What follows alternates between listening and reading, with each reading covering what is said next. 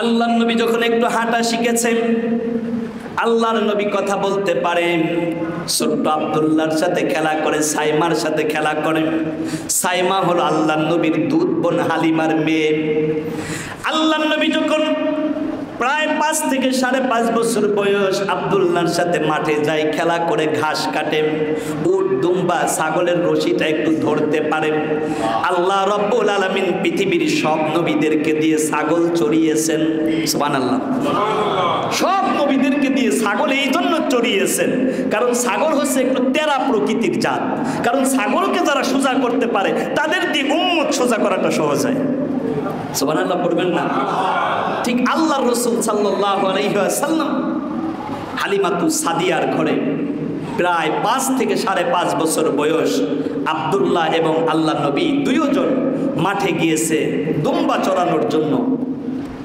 আব্দুল্লাহ তাকায়া দেখলাম অল্প কিছুক্ষণের মধ্যেই একটা মেঘমালা, মেঘরশ্মি আল্লাহর রসুলের মাথা মোবারকের উপরে ছায়া দেয়। কারণ মেঘমালা আমার আপনার নবী মুহাম্মদকে ছায়া দেয়। শুধু তাই নয়, রাস্তার দুই পাশের গাছগুলো নুয়ে নুয়ে নুয়ে নুয়ে আমার নবীকে সালাম জানায়। এই জন্য দেখবেন সেই নবীর উপরে দুরূদ ও সালাম করলে এক শ্রেণীর মানুষ আপনাদেরকে বেদাতি বলবে, ভণ্ড বলবে, কে কি বললো দেখার কোনো সুযোগ নাই। যত বেশি দুরূদ তত বেশি নবীর মুহাব্বত। সুবহানাল্লাহ। আল্লাহ রাসূল সাল্লাল্লাহু আলাইহি ওয়াসাল্লামের কাছে দুইজন ফেরেশতা আসলেন, একজন জিবরিল, অন্য বর্ণনা আসছে, আর একজন মিকাইল। দুইজন ফেরেশতা আসার পরে আল্লাহ রাসূল সাল্লাল্লাহু আলাইহি ওয়াসাল্লামকে চিৎ করে শোয়ানো হলো। রাসূলের বয়স তখন 5 বছর। কয় বছর? 5 বছরে রাসূলের সর্বপ্রথম সিনা সাক করা হয়, যেটাকে বলা হয় open heart surgery. Open heart surgery, একেবারে ঠিক গলা থেকে নিয়ে নাভি পর্যন্ত আল্লাহ রাসূলের বুক মোবারকটাকে বিদীর্ণ করা হলো। রাসূলের কলবটাকে স্বর্ণের প্লেটের উপরে রাখা হলো, আর জমজমের পানি দিয়ে তার ভিতরটাকে ধৌত করে আল্লাহ রাব্বুল আলামিন তার মধ্যে র্যাম এবং রোমকে বাড়িয়ে দিলেন। সুবহানাল্লাহ। কারণ নবীরা তো অন্য মানুষের চাইতে একটু ব্যতিক্রম। দেখবেন কম্পিউটার কিংবা ল্যাপটপে আপনার র্যাম রোম এটা যদি 2 GB থাকে, এটাকে বাড়ানো যায়। ঠিক আল্লাহ রাসূল সাল্লাল্লাহু আলাইহি ওয়াসাল্লামের কথাটি এই জন্য এইভাবে করে বলতেছি যে স্বাভাবিক মানুষের চাইতে নবীরা একটু ভিন্ন হয়। এই জন্য আল্লাহ রাব্বুল আলামিন রাসূলের ওপেন হার্ট সার্জারি করে জমজমের পানি দিয়ে আল্লাহ রাসূলকে ধৌত করে পবিত্র করছেন। বিষয়টি এমন না, কারণ নবীরা তো এমনিতেই পবিত্র। সুবহানাল্লাহ। বরং রাসূল সাল্লাল্লাহু আলাইহি ওয়াসাল্লামের ভিতরে নূর, প্রজ্ঞা, হিকমাটাকে এমন দারুণ করে ঢুকিয়ে দিয়েছেন যাতে সার্বিকভাবে রাসূল সাল্লাল্লাহু আলাইহি ওয়াসাল্লাম সব নবীদের চাইতে একটু ভিন্ন হয়ে যায়। সুবহানাল্লাহ। এই জন্য আল্লাহ রাসূল সাল্লাল্লাহু আলাইহি ওয়াসাল্লামের জিসম মোবারকটা বিদীর্ণ করে তার মধ্যে হিকমা দেওয়া হলো, নূর দেওয়া হলো। এই হলো রাসূলের 5 বছর বয়সে একবার সিনা সাক। আবার রাসূলুল্লাহ যখন মেরাজে গিয়েছিলেন ওই সময় একবার সিনা সাক হয়েছে। বর্ণনায় আসছে যে রাসূলের জীবনে 3 বার, কোন বর্ণনায় আছে 4 বার আল্লাহ রাসূলের সিনা সাক হয়েছে। সুবহানাল্লাহ পড়েন।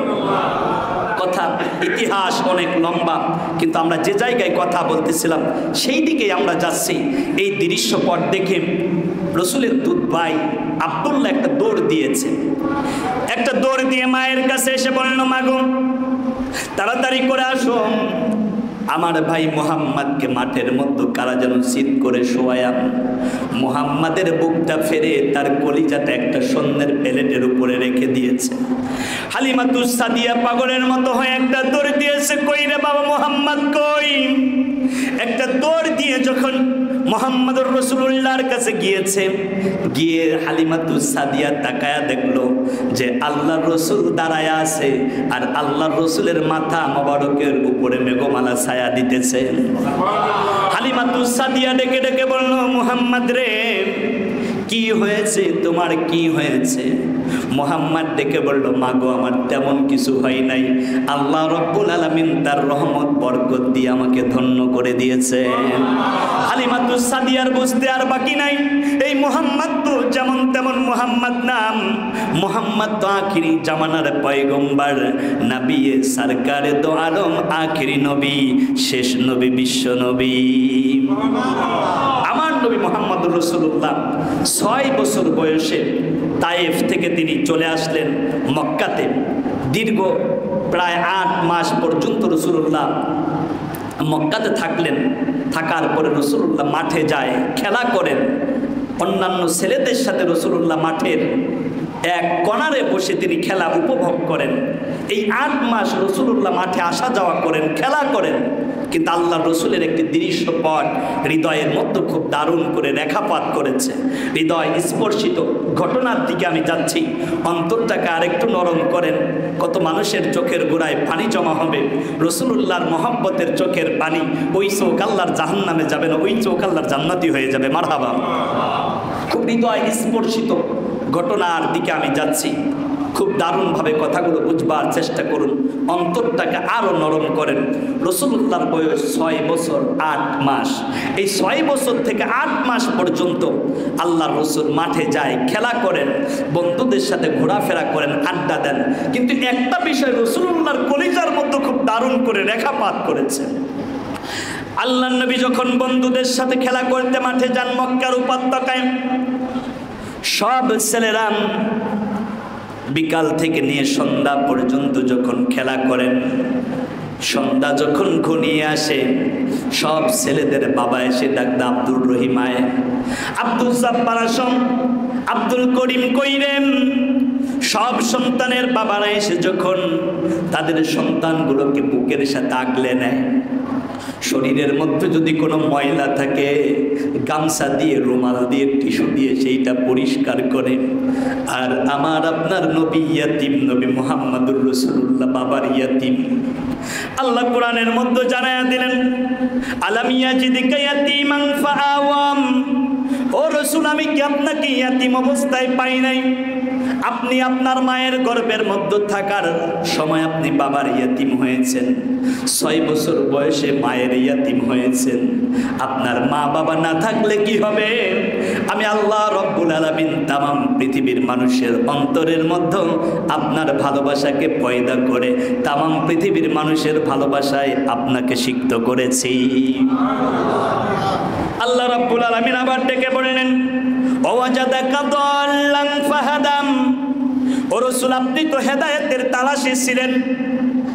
এই আয়াতের ব্যাখ্যা অনেক উলামায়ে কেরাম ভিন্নতায় করেন, বলেন আল্লাহর রাসূল তো হেদায়েত ছাড়া ছিল না। বিষয়টি এমন না। আল্লাহর রাসূল দাল্লান শব্দের অর্থ হচ্ছে গোমরা। কেউ কেউ বলে ওয়াজাদাকা, এখানে ওয়াও হরফে কসমে আল্লাহ তার নিজের কসম দিয়ে বললেন যে আমি রাসূল তোমাকে কি গোমরা অবস্থায় পাই নাই? না, আয়াতের ব্যাখ্যাটা এমন হবে না, বরং রাসূলুল্লাহ তো আমাদের হেদায়েতের তালাশি ছিলেন। মানে উম্মত হেদায়েত পাইয়া কিভাবে জান্নাতি হবে, রাসূলুল্লাহ সেই তালাশি ছিলেন। কথা কি আপনারা বুঝতে পারছেন? রাসূলুল্লাহ গোমরা ছিলেন না।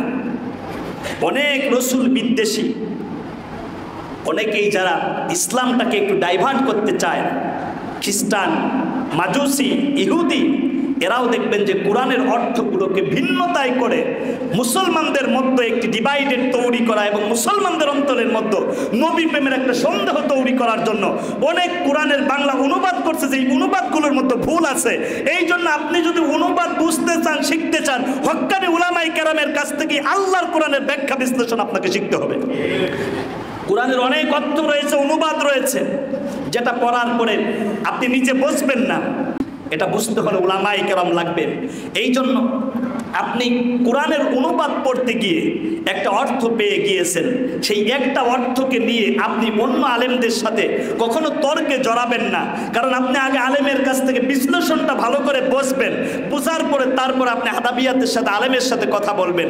কারণ আল্লাহ রাব্বুল আলামিন আলেমদেরকে সম্মান করেছেন এলেমের কারণে। সুবহানাল্লাহ।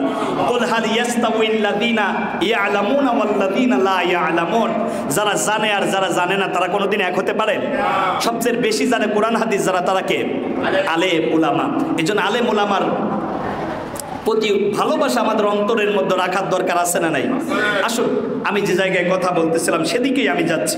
এবার খুব দারুণ করে খেয়াল করেন, রাসূল সাল্লাল্লাহু আলাইহি ওয়াসাল্লাম উম্মতের হেদায়েতের তালাশি ছিল, যে কোন রাস্তায় আমার উম্মত হেদায়েত পায়া জান্নাতে যাবে, সেই তালাশি ছিল। আল্লাহ রাব্বুল আলামিন 40 বছর বয়সে রাসূলুল্লাহর কাছে কোরআন নাজিল করে উম্মতের হেদায়েতের মহাগ্রন্থ আল্লাহর কোরআন দিয়ে দিয়েছেন। সুবহানাল্লাহ। এইবার আবার খেয়াল করে দেখেন, আল্লাহ রাব্বুল আলামিন বললেন, ওয়াজাদাকা আইলান ফাআগনাম। রাসূল, আমি আপনাকে গরিব অবস্থায় পেয়েছি, আর তারপরে আমি আল্লাহ রাব্বুল আলামিন আপনাকে ধনী বানিয়ে দিয়েছি। গরিব যিনি বানান তিনি কে? ধনী যিনি বানান তিনি কে? আপনি খুব গরিব হওয়ার পরে মাঝে মাঝে আল্লাহকে এমন ভাবে দায়ী করে ফেলেন, আল্লাহর কাউকে চোখে দেখেন আমারে গরিব বানাইছে। খবরদার, এই কথা বলবেন না। ধনীদের চাইতে গরিবেরা 500 বছর আগে আল্লাহর জান্নাতে যাবে। সুবহানাল্লাহ। তা গরিবেরা জান্নাতে যে 500 বছর আগে যাবেন, এটা কি এমনিতেই সম্ভব? আপনি গরিব হয়েছেন, এটাও আল্লাহর পরীক্ষা। আল্লাহ আপনাকে ধন দিয়েছে, এটাও আপনার পরীক্ষা। আল্লাহ সব ধনীদেরকে মন দেয় নাই, সব ধনীদেরকে কি দেয় নাই? এই জন্য মুরব্বীরা একটা কথা বলে, কয় ধনে এবং মনে, ধনে এবং কয়টা কথা বলেছি? দুইটি কথা, ধনে এবং মনে। এই দুইটাতে যারা ধনী তারাই হলো ধনী। আল গিনা গিনার নাফস, প্রকৃত ধনী হচ্ছে আত্মার ধনী। আপনার ধন সম্পদ টাকা পয়সা আছে, এইটা আপনার অর্থ করি। আর অন্তরের ধনীটা হচ্ছে সবচাইতে বড় ধনী। অন্তরের ধনীটা এমন ধনী, জুমাবার দিবসে আপনার সামনে দান বাক্সটা যায়, আপনি দেখা না দেখার ভান করেন আপনি ধনী না। যেই ব্যক্তি গরিব মানুষ কিন্তু পকেটের মধ্যে 2 টাকার একটা নোট আছে, বের করে বিসমিল্লাহ বলে আল্লাহর ঘরের মধ্যে দেয়, ওই মানুষটা আপনার চাইতে অনেক বেশি দামি এবং ধনী। সুবহানাল্লাহ। এজন্য আমি বিনয়ের সাথে আপনাদেরকে বারে বারে একটা বিষয় আরজ করে যাই। একজন আমাকে একদিন বলতেছেন, হুজুর, আমার যে অর্থ সম্পদ আছে এইগুলো আমার সন্তানদের জন্য আমি রেখে যাচ্ছি, আমি মারা যাওয়ার পরে আমার সন্তানরা আমার জন্য দান সদকা করবেন। বাবার কথাটা কি, আমার সন্তানেরা আমার জন্য দান সদকা করবেন, এটা বাবার একটা চিন্তাধারা। আচ্ছা, তার আগে আমি একটা কথা বলি। আমি একটা গল্পে শুনেছিলাম, কথাটার ভিত্তি কতটুকু তা আমি জানি না, এটাকে কোরআন হাদিস মনে করার কোনো সুযোগ নেই, কারণ কথাটি হচ্ছে কাজী নজরুল ইসলাম এবং রবীন্দ্রনাথ ঠাকুরের। আচ্ছা, একজন ঠাকুরের গল্প দিয়ে আমি আপনাদেরকে একটা বিষয় বোঝাতে চাচ্ছি। রবীন্দ্রনাথ ঠাকুর একদিন কাজী নজরুলকে ডেকে বলল, গল্প তো গল্পই, আবার ভিন্ন দিক নিয়ে না আপনারা, কারণ কথা বলতে গেলে খুব হিসাব করে কথা বলতে হয়। দেখবেন আলেমে বলে একরকম, কিন্তু মুসল্লি বোঝে আর এক রকম। দেখবেন যে দোকানে গিয়ে ইমামের বিপক্ষে ফতুয়া শেষ নেই। বিভিন্ন জায়গাতে এরকম আছে। আলহামদুলিল্লাহ, আপনারা এই জায়গা থেকে অনেক ভালো, আল্লাহ আপনাদেরকে রহম করুন, পরে না আমিন। এরপরে রবীন্দ্রনাথ ঠাকুর বলতেছে, নজরুল, তোমাকে একটা কথা বলবো, তুমি এই কথাটি কারো কাছে বলবা না। এখন কাজী নজরুল ইসলাম খুব বিচক্ষণ মানুষ, সে বলতেছে, আপনি আপনার কথা আপনার কাছে গোপন রাখতে পারেন না, আমার কাছে বলার পর আমি গোপন রাখবো, এটা ভাবলেন কি করে? আপনি বলছেন আপনার সম্পদ আপনি যদি আল্লাহর রাস্তায় দান করে যেতে না পারেন, আপনার সম্পদ আপনার সন্তান যে আল্লাহর রাস্তায় আপনার নামের উপরে দান করবে, এর চাইতে বোকামি চিন্তাধারা পৃথিবীর মধ্যে আর কিছুই নেই। ঠিক এরকম